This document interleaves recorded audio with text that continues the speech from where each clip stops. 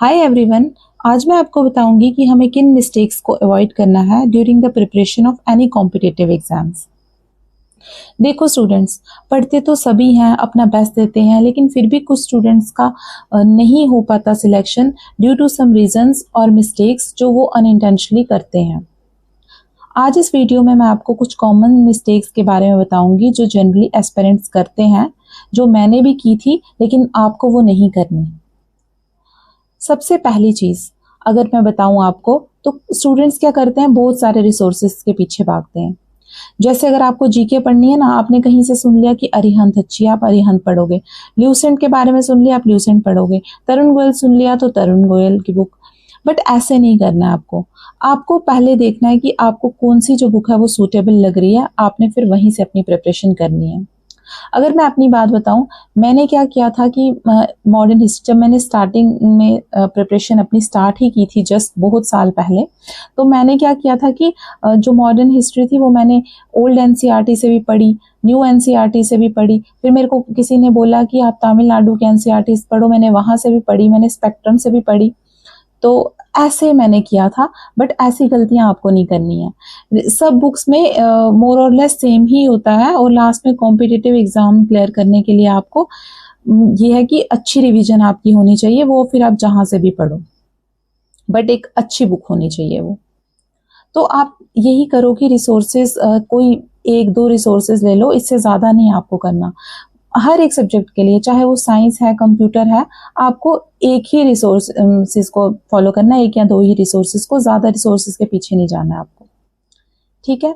Second one, अब क्या करते हैं एस्पिरेंट्स, ऐसे ही डायरेक्शन लेस पढ़ते हैं, बिना किसी स्ट्रेटेजी के साथ, बिना उनका कोई टारगेट नहीं होते, वैसे नहीं करना आपने। आप क्या करो, अपनी स्ट्रेटेजी बनाओ।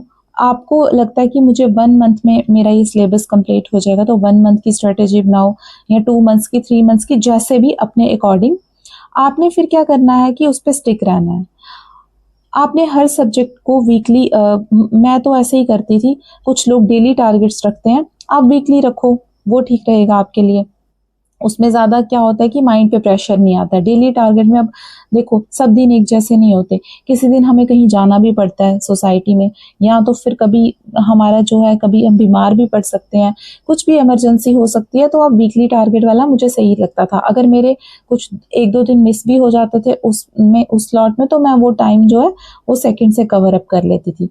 तो स्ट्रेटेजी इज मोस्ट इंपॉर्टेंट। ऐसे नहीं करना है कि आज मन करा चलो कंप्यूटर पढ़ते हैं, ठीक है, कंप्यूटर पढ़ लिया, 2 दिन के बाद मन करा यार साइंस पढ़ लेते हैं, किसी कोई साइंस पढ़ रहा है हमारा फ्रेंड, तो चलो साइंस पढ़ लेते हैं, फिर किसी दिन मैथ सॉल्व कर लिया।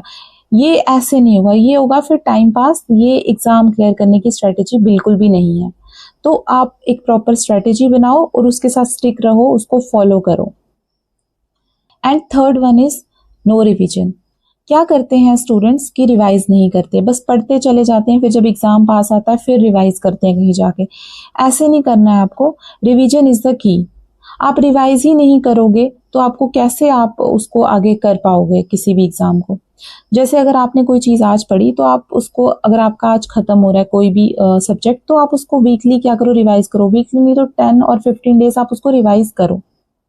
मैंने हर एक सब्जेक्ट्स में 5-6 बार रिवाइज किया ही था मिनिमम, इससे ज्यादा भी किया होगा, बट मिनिमम इतना तो किया ही था। तो रिवीजन आप जितनी करोगे उतनी कम है। एक ही चीज, एक दो ही रिसोर्सेज उठाओ, उसको बार बार रिवाइज करो। फिर fourth one is lack of practice. अच्छा, कॉम्पिटिटिव एग्जाम्स में क्या होता है कि प्रैक्टिस बहुत इंपॉर्टेंट है। अगर आप पढ़ रहे हो, रिवाइज भी कर रहे हो, लेकिन आपको खुद को एनालाइज कैसे करोगे आप कैसे करोगे एनालाइज? जब आप प्रैक्टिस करोगे, जब आप मॉक टेस्ट दोगे, फिर आपको पता चलेगा कि कहाँ आपसे गलती हो रही है, कैसे आपने इस गलती, मतलब कौन से आपके सब्जेक्ट्स जो है वीक हैं, कौन से स्ट्रांग है, ये आपको मॉक टेस्ट से ही पता चलेगा। तो सेल्फ एनालाइज करना है आपने। And last one is distractions. आपको डिस्ट्रैक्शन से दूर रहना है।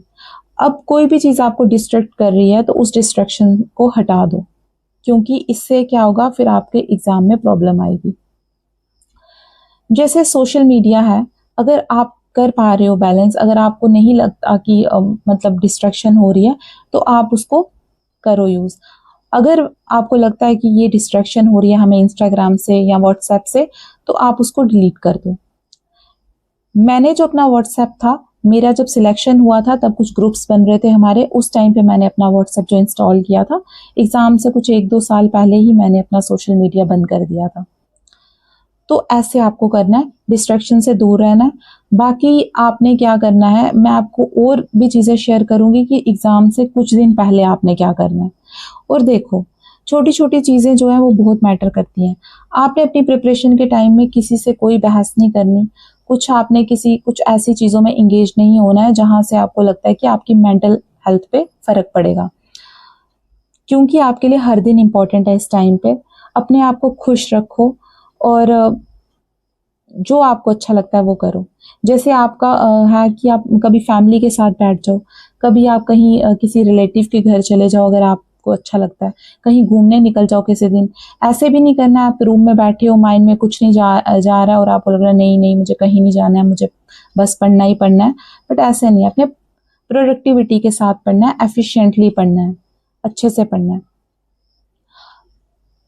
फिर आपने क्या करना है, अपनी मिस्टेक्स को एनालाइज करना है और उन पे काम करना है। आपको पता चल जाएगा, ये जो मैंने आपको बातें बताई ना, तो आपको पता चल जाएगा कि आप में इनमें से आप क्या-क्या मिस्टेक्स कर रहे हो। मैंने तो ये सभी मिस्टेक्स की हुई हैं, अब आपका तो पता नहीं। तो ऑल द बेस्ट आपको। इस चैनल पे मेरी और भी वीडियोस हैं, स्ट्रैटेजी है 50 डेज़ की, आप वो देख सकते हो और मेरे रिसोर्सेज हैं। इसके अलावा अब मैं सोच रही हूँ कि मैं एक डिटेल्ड, मतलब एक वीडियो में तो पॉसिबल नहीं हो पाया था कि मैं अपने डिटेल्ड रिसोर्सेज लिखूँ। कुछ स्टूडेंट्स के कमेंट्स भी थे कि मैम अब जो है कि अब एग्ज़ाम क्लियर करना टफ हो गया है या फिर रिसोर्सेज। मैं आपको थोड़ा सा एक्सप्लेन करके और रिसोर्सेज भी बताऊँगी। हाँ, और एक और मुझे वो एक क्वेश्चन याद आया, एक जो किसी का था कि कैसे करें, कुछ याद नहीं रह रहा है, मेमोराइज़ कैसे करें चीज़ें? मेमोराइज़ वैसे ही करो बार-बार रिवाइज़ करके। मैं बताऊँ, मुझे ऐसे लगता था ना कि पहले कि अगर मैं 2 बार चीज़ पढ़ रही हूँ, तीसरी बार याद नहीं रह रही है, तो मुझे लगता था मेरा माइंड वीक है, मुझे याद ही नहीं रह रही चीज़ें। मतलब पूरी बुक, पूरा पेज टू पेज, ऐसा लाइन टू लाइन नहीं याद रहता आपको। आपको रिवाइज़ करना ही पड़ेगा और ये सबके साथ होता है। इवन लास्ट डे तक भी मुझे ये लग रहा था कि मुझे चीज़ें भूल जाएँगी, क्या करूँगी मैं? लेकिन जब आप एग्ज़ाम हॉल में बैठोगे, आप देखोगे आपको वहाँ पे खुद ब खुद चीज़ें आएँगी, जब अगर आपने अच्छी तरह पढ़ा होगा तो। तो मैं अब नेक्स्ट वीडियो में अपने डिटेल्ड रिसोर्सेज बताऊंगी एक-एक सब्जेक्ट के, और मैं कोशिश करूंगी मैं कोई सब्जेक्ट पढ़ाऊं। तो आप मुझे बताना कि मैं कौन सा सब्जेक्ट पढ़ाऊं, ठीक है? Okay friends, all the best आपको। Take care, bye bye.